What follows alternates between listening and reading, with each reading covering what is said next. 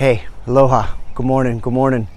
So it's now going to be a little bit lighter for you today to see this beautiful classroom where we teach. This is where we watch sunrises every morning. I don't know if it's really up yet, although it's kind of blown out there. But, oh man, there's some, let's see if I can tap that if it happens. Yeah, it kind of does, right? You see some of that up there. Anyway, of course, there I go. Believe me, that's better.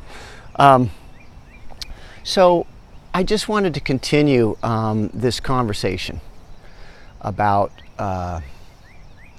because most of you who subscribe to this newsletter, most of you are actors, but we have people with all kinds of crazy dreams, who are part of this.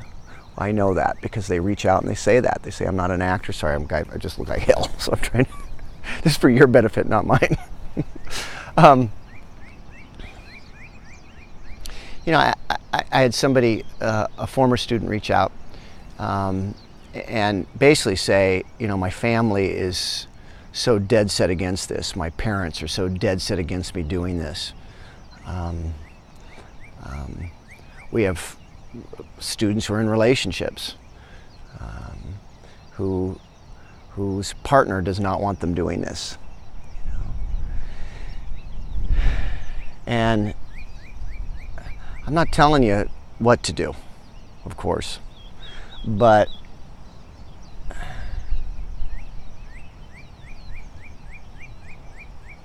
in the last year I've lost several people. A dear, dear friend to suicide, a couple people to cancer. As you get older, this is what starts to happen for sure, I'm discovering. And for me, I say this all the time to our students, right here on the spot. I'm one day closer to never being in this body again. That's a fact, for sure. And to live a life of no regrets, to live a life of where, as Wayne Dyer once said, don't die with your music still inside you. I mean, I can't think of a more beautiful thing to be able to say at the end of your life that that you don't have any regrets. And I just know that when I interview people, one of the number one things I hear from people is, I did what I was supposed to do. I went to college, I got this job, I have this great paying this, that, and I'm miserable. I did everything that people told me I should do. And I finally want to do something that I want to do. I mean, of course. I mean, I swear, I believe that's why we're here. I believe we are truly, our whole job is to figure out why we're here and then go after that with all of our heart and soul. That Vincent quote that's all over our website. Your job is not your job. Your job is to figure out what you've been put on this earth to do so that it becomes spiritual and calling. I couldn't agree more. I believe everybody has a purpose, a reason for being here.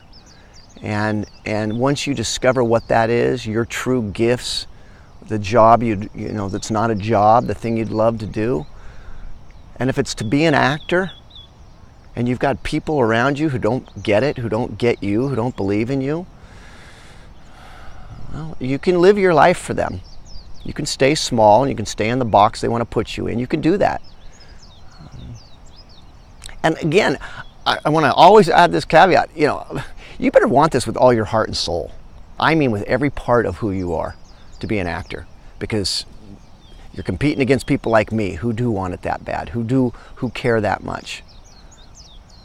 But if you do care that much and you're in relationships, and I'm talking even family, even parents who don't get you, who think what you're doing is ridiculous, stupid, foolish. Well, okay, it is pretty crazy. I hear you. All the more reason why I always say, if you don't believe, if you're not completely congruent, you're screwed. So that's my message today. Why are you here? What have you been put on this earth to do? And once you figure out what that is, just don't take no for an answer. Demand.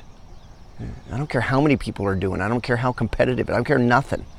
If you figure out what you've been put on this earth to do, go after it like it is a spiritual calling. Go after this with all your heart and soul, and quit living your life for what others think about you and whether they think it's a good idea. Honestly, it doesn't matter as long as you do.